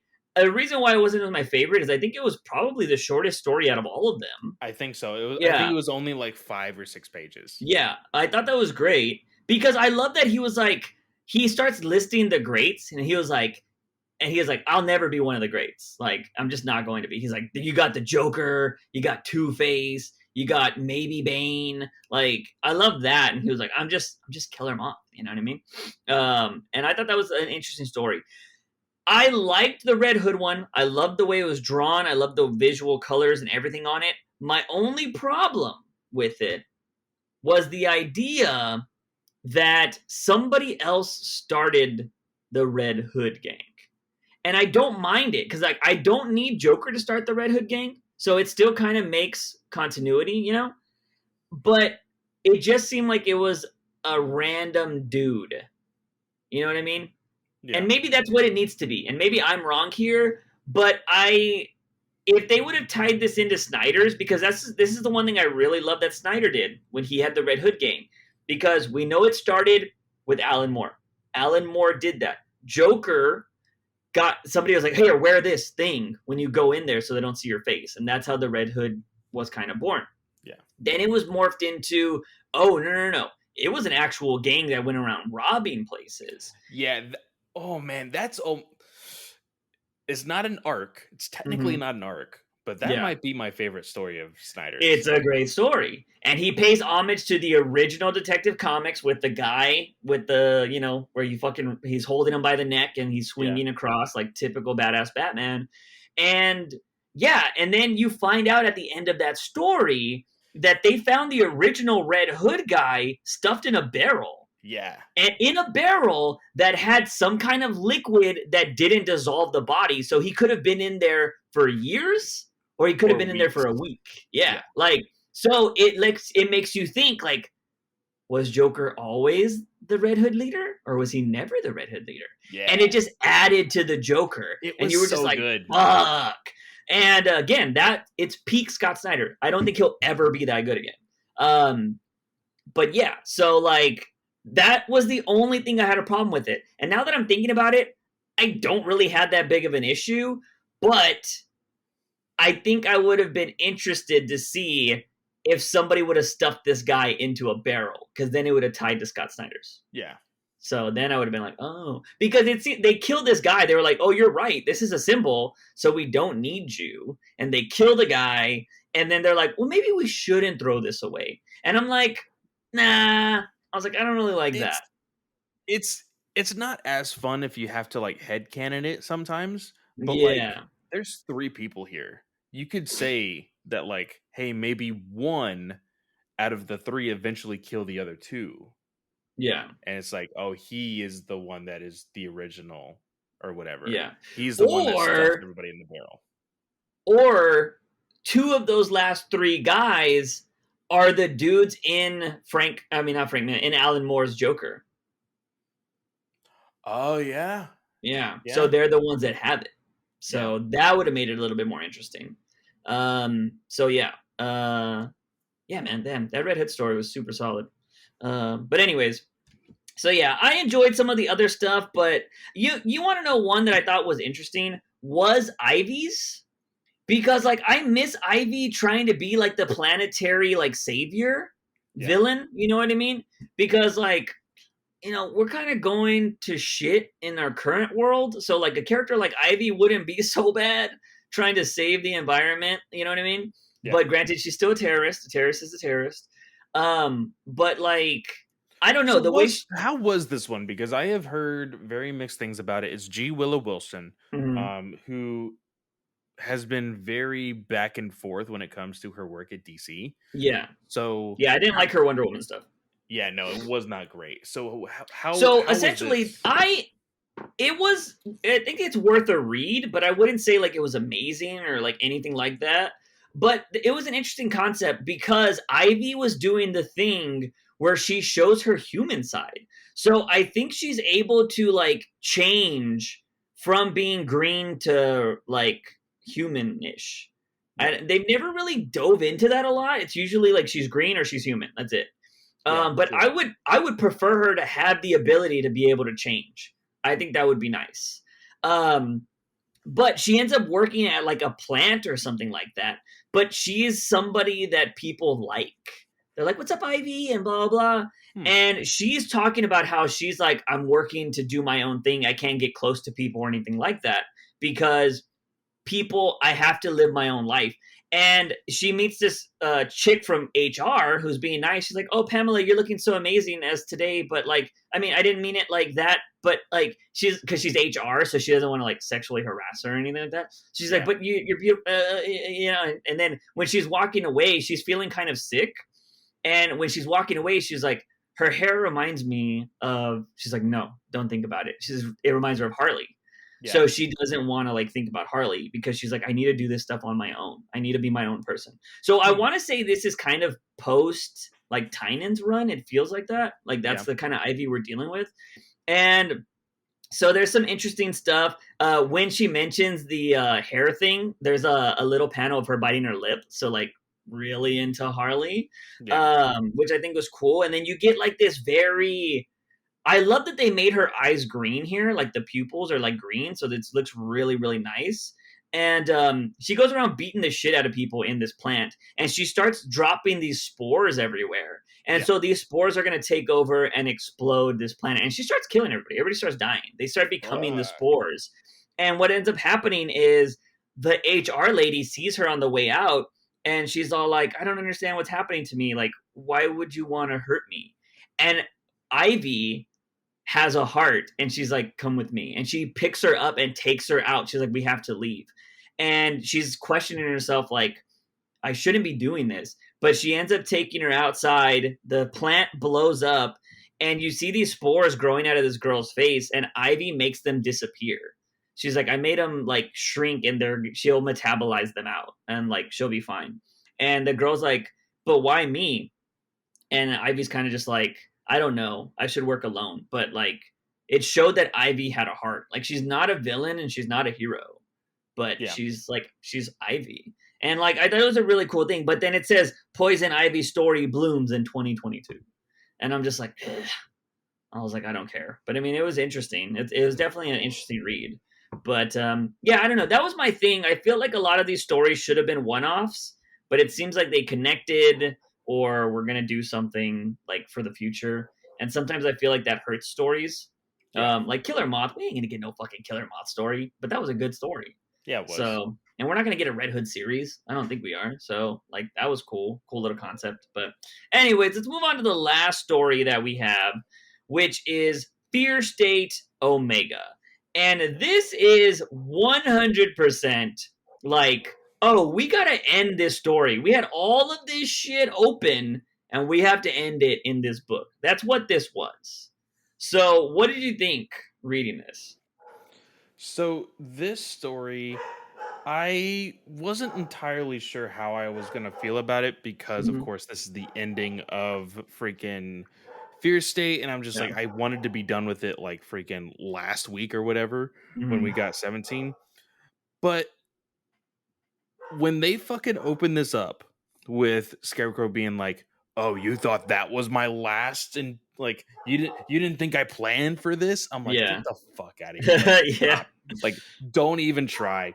And then I am glad that Batman was like, "Oh yeah, I was already trying to like figure everything out like 4 weeks ago. Like, Yeah. I already knew all of this. We deprogrammed all of these people that you thought that you had taken over. So I'm cool with all of that.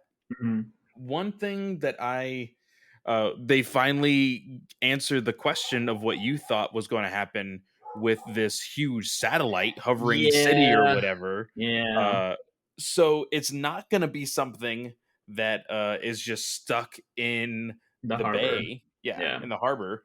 They're actually trying to take it out. Um, don't care about the Insanity Collective. Don't care that Miracle Molly is recruiting people to be a part of her whole crew. Like, Yeah, don't care because she about goes any to of that. jail. Tynan loves women in jail. All his women have went to jail. Yeah. So, Uh, that's the thing. but you know, the whole thing with Peace, what is it? Peacekeeper One, like being free and out there somewhere. I Yeah. was rolling my eyes out at that. Um, As much as I don't like it, I don't mind the look with the draped over, like, blanket kind of look. I mean, he kind of looks like Deathstroke, but, he I looks like a weird, like he looks like Jason fucking, Voorhees with the yeah, yeah. blue like aura blade. Yeah, It he gives off the Star Wars guy's vibe, the robot guy from Star Wars with like 50 lightsabers. Oh, Um, General Grievous. yeah, he's got a Grievous. He's got a Grievous helmet. But one thing that I was a little confused about was the fact that like Poison Ivy was like she straight up was like to the gardener like I will fuck you up. Yeah, Like just so you know, I will fuck you up. And I was like, "Oh shit. yeah, Okay. I don't know where that's coming from." Now, I yeah. understand that like apparently Gardner had some like He had a piece of her. yeah, like Yeah, the whole reasoning behind her, like everything that happened to her was because of Gardner in the first place, yeah, apparently. And so I understand all of that. The whole freaking clown hunter thing and uh fuck, what's it, Ghostmaker? yeah. Don't give a shit. I don't want it. Don't Yeah, care. Like, don't continue this story, please, for the love of God. Like, yeah, it doesn't make any sense. He's like, "No, Batman, just because you're here, I'm not going to join your family. Oh, the dude with the sword wants to train me? I'll give it a try." yeah, Like, why? yeah. Why? So I can't really like. It's technically not a spoiler because it's already announced here, but they reference this in an issue we'll read next week. It's that thing I mentioned a week or two ago when I was like, Oh, oh, okay. that's almost a spoiler. So this is it essentially. Okay. That yeah, he's gonna go work with fucking. I was just like, I don't give a shit. If this is a way to just get them out of here without them dying, that's totally fine. I don't think anybody's ever gonna write these characters again because who gives a shit? So Yeah, yeah, it's I don't so know. weird because like you see Bao or what clown killer, whatever his name is. Mm-hmm. There's one page where you see the entire background of basically what was all of Tynan's run. Yeah. And I'm looking at this page and I'm like, I don't care about any of that. Like Mm-mm. it is the one page that shows, hey, look, all of this means nothing. Yeah. Um And The Arkham thing wasn't even in his book. yeah, no. So stupid. Like, And so I will ask you this: the conversation that Batman and Scarecrow have. this was my problem. Oh, really? Yeah, go for it though. So for one, in the very beginning, Scarecrow's like, "Oh, Batman, I feel naked. Like, I Hmm. don't think it's right to talk to you like this." And Yeah. Batman grabs a random Scarecrow mask from one of the other thugs and just puts it on him. I'm like, Hmm. no, that's not what Batman would do. I don't think that's what Batman would do. Do you think that's something he would do? Um, it's an interesting. So I have a new perspective on this because Batman wants these people to heal, right? Like that's his ultimate goal. As somebody who has just suffered through panic attacks in all of 2021, I know how comforting something can be. So I think if Batman were in the mindset of like, look, if is Scarecrow gonna talk to me in a way that maybe can be beneficial if he has his mask on, I think Batman would do that. I don't think he would do it just to like let him be fucking crazy. You know what I mean? But he's Hmm. gonna be in a car ride with him. Batman is always looking 10 steps ahead. So would you not, if you could learn something, if you could learn a tactical advantage by giving somebody something that would help them cope, would you not do it? I guess. I don't know. It felt very awkward. I Like, can I can understand it seeming awkward, but it's Tynan writing though. yeah. So, you So I know. was just like, okay. Yeah. But what So exactly was your problem with the conversation? Batman talking. Like, here's the thing. Like, there's this one panel, and I hate it. It's when they're driving in the sports car, which I thought that was interesting. That Scarecrow is like, I kind of like the intimidating Batmobile, not the sports car Batmobile. I was like, that's interesting. That's for a character to notice, you know. And then Batman's like, it doesn't matter. Like, I'm not trying to Hmm. intimidate here or some shit like that. But that is what it is. There's a panel where it's 5 panels, and Batman's smiling. It looks hella awkward. Yes. It looks But he like he's says, old. yes. But he says, I'm excited to see what tomorrow brings. I am going to save everyone. It is my power to save. That is in my power to save. That is all I can do. And that doesn't scare me. And neither do you. Batman doesn't talk like this.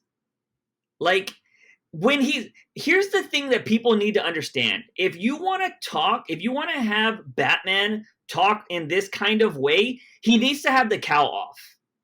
It's a very different Batman. When that cowl is on, he needs to be the stoic, calculated Batman that says he says a lot with very few words. Yeah. That is Batman. But when he has the cowl off, that is the more heartwarming Batman that, you know, he talks to Damian, he talks to Dick Grayson, all of that kind of jazz. It's not the asshole Batman. And then Bruce Wayne is where you can be the dick or happy go lucky type of Bruce Wayne character. That's how you have this character have so many dimensions. But when people have Batman give all these like long speeches and conversations, I just don't think it works because they start having him say things that don't really feel like stuff Batman would say. You know what I mean? That is true. And that's always been my issue when I read Batman. If you make Batman super wordy, it's not going to work. And like you have to like I feel everybody should always reread their Batman dialogue. When they write Batman, you should reread it and be like, would Batman really say this? And like and as much as I love the animated series, that works because Kevin Conroy was fucking amazing at saying some stuff. But even then, like that Batman, I don't think was crazy wordy Yeah. at all. And he was just like Robin, you know what I mean? And like fucking like, ugh. But that Bruce Wayne talked a lot, and that Bruce Wayne was like, Selena, I love you, and all that kind of stuff. But when Mhm. it was fucking, when he was Batman, he was all like, equal opportunist fucking crime fighter here. You're going to jail. And yeah, so I had a problem with the dialogue, but it's Tynan, so that's nothing new. But yeah, I just feel like it wasn't Batman. Yeah. And like I said, is it next week that we read 118? Next week is 118, yes. Yeah. Like I said, 118 gives me hope. We'll be able to talk about it next week. But overall, again, I said this last week. I'm glad to be done with this run, because nothing really happened. Oh, and then they hint that Arkham is going to be a tower now. Yeah. Like, fuck out of here. I don't give a shit about that. Like, you know it's going to get blown up, right? Like, and we're going to get another house And somewhere. how does that even fucking work? Like, I don't know. why make it a tower? Mm, who knows? And apparently it's this other doctor lady. We've heard about her before. I forget her I name. was gonna say I Oh, Chase Meridian. recognized. The Yeah. name Chase Meridian. Yeah, yeah. She's been mentioned before, but I can't really tell you where. But yeah, she has a tower. Apparently, she is a badass doctor. It made sense for Arkham because his family is doctors. You know what I mean? Like they've Yeah. had Arkham Asylum in their family. You know, that was like that joke I sent Holy you. shit! Hold on, What? Chase Meridian is Nicole Kidman's fucking character in Oh yeah, fucking Batman Forever. yeah. Holy shit! That's a deep cut. Wow. That's a super deep cut. Oh. Um, I knew that name sounded familiar. But yeah, again, I don't care though. What is it going to be called? Chase Meridian Tower? Arkham Tower? Why would you call it Arkham Tower if Dr. Arkham doesn't work there? I I don't know. And I'm looking it up now. Chase Meridian was put into comics after the movie. Yeah, of course. A lot of For characters have been. first appearance, Batman Forever. Yeah. Yeah, so I don't know. I guess this is going to be one of those fallouts that it's like shit, who has to write that garbage? You know what I mean? Like, who has to write like, oh, Arkham Tower? Does Joshua Williamson have to do that? Does he have to include Arkham Tower? So, Probably. I mean, if it's gonna be the new status quo of Gotham, you have to.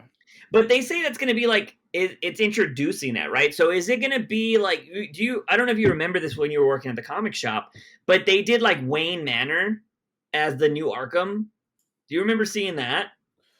Oh fuck! Hold on. Because Arkham's been destroyed like 50 billion times. Yes. And it got destroyed when Scott Snyder was doing that weekly Batman. The Batman Eternal. Yeah, it got destroyed there, and that's when I think they moved into the manor, and that was where it was. And Batman actually became a patient to sneak on to like spy on people. So that was a That's long fucking time ago. weird. Yeah. So it just kind of really weird to see that happen. So I'm assuming this is just like a placeholder, and somebody's gonna rebuild Arkham. You know. Probably. So it'll be pretty interesting. But yeah, I'm getting a call. But yeah, so I don't know. For the most part, this week's books, I mean, they were all annuals for the most part. Not as good as last week. I will say the week of the 21st, which is when Batcat comes out, it's so many books are Catwoman. Because we get the final Ram V issue, we get Lonely City 2. There's a bunch of Catwoman books. So it's gonna be a Catwoman week for sure. Holy cow! Yeah, we get Batcat, Catwoman, Lonely City.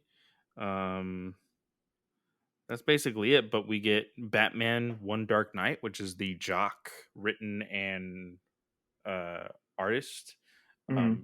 of that Black Label book. We get a lot. Yeah, it's pretty crazy.